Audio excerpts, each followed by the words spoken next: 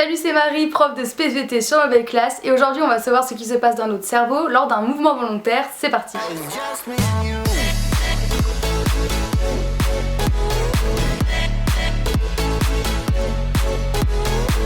Dans la dernière vidéo, on avait vu comment fonctionnait un mouvement involontaire avec le réflexe, et bien aujourd'hui on va aborder le mouvement cette fois-ci volontaire. Pour savoir de quoi on parle et pour mieux te retrouver, la première vidéo est disponible sur la chaîne YouTube, il faut absolument que tu ailles la regarder. On commence le cours, on y va. Dans cette vidéo, nous allons encore parler du système nerveux. Souviens-toi, la dernière fois, je t'avais dit qu'il était impliqué dans le mécanisme du réflexe. Ce système nerveux est constitué des nerfs et de la moelle épinière qu'on avait vu la dernière fois, mais aussi du cerveau qu'on va voir aujourd'hui. Le cerveau, qu'est-ce que c'est exactement? C'est un des organes principaux du système nerveux. Il est situé dans la boîte crânienne. Il est composé de neurones. On les avait vus la dernière fois car ils composent les nerfs et transmettent l'information via le potentiel d'action. Mais ils transmettent aussi les informations dans le cerveau. Ils sont surtout situés dans la matière grise, mais aussi en profondeur. Leurs axones sont très longs et vont jusqu'à la moelle épinière. C'est grâce à ces axones que le message peut se propager. Le deuxième type de cellules dans le cerveau sont les cellules gliales. Il en existe plusieurs types, notamment les microglies, qui vont intervenir dans l'immunité du cerveau, c'est-à-dire qui vont le défendre face aux agents exogènes qui pourraient potentiellement entrer. Il y a aussi les oligodendrites qui vont s'enrouler autour des axones afin d'augmenter la vitesse de circulation de l'information. Si on observe le cerveau grâce à un IRM fonctionnel, on distingue plusieurs zones qu'on catégorise en plusieurs catégories. Tout d'abord les aires sensitives qui vont régir les sensations liées aux cinq sens, donc la vue, le goût, l'ouïe, l'odorat et le toucher. Mais aussi les aires motrices qui nous intéressent car c'est elles qui vont contrôler le mouvement. Chaque partie du corps est contrôlée par une partie précise du cerveau.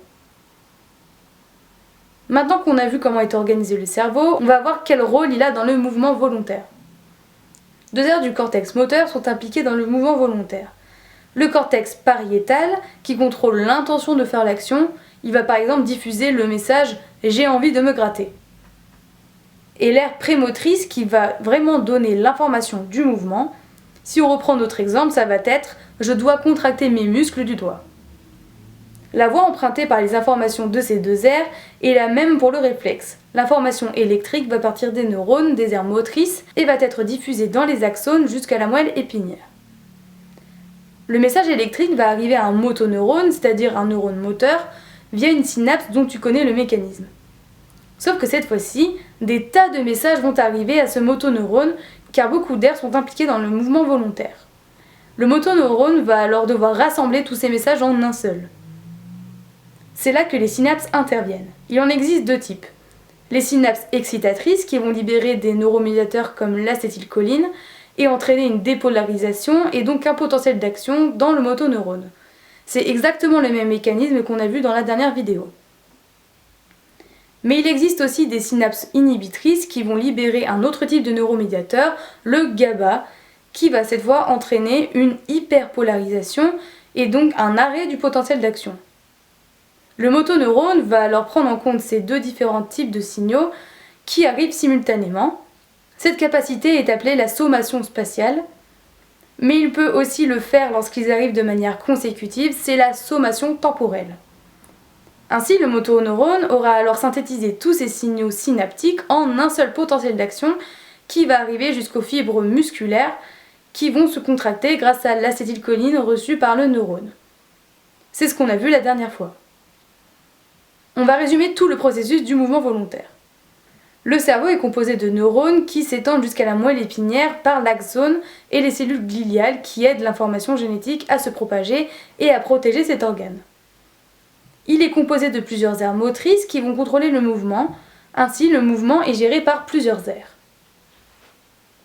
Les neurones de toutes ces aires vont transmettre un message électrique via les axones jusqu'au motoneurone de la moelle épinière. Comme plusieurs aires dirigent un mouvement, le neurone va recevoir plusieurs messages qu'il va synthétiser en un seul. Cela se fait grâce aux synapses excitatrices avec l'acétylcholine ou inhibitrices avec le GABA. La capacité à synthétiser les informations simultanément et la sommation spatiale et celle à les synthétiser de manière consécutive est la sommation temporelle. Ce message synthétique va ensuite arriver au muscle qui va se contracter comme ce qu'on a vu la dernière fois. À force de répéter un mouvement, le cerveau aura l'habitude d'envoyer le type de message correspondant. Cela accélérera la diffusion du message et surtout, le cerveau s'en souviendra. Ce type de mécanisme est la plasticité cérébrale. Voilà, c'est comme ça qu'un mouvement volontaire se crée. Maintenant que tu as bien compris l'ensemble du système nerveux, il faut que tu ailles faire l'application sur le site de nouvellleclasse.com. Dans cet exercice d'application, on verra à quel point le cerveau est fragile et comment certaines substances exogènes peuvent remplacer les neurotransmetteurs. On se retrouve donc tout de suite dans l'exercice.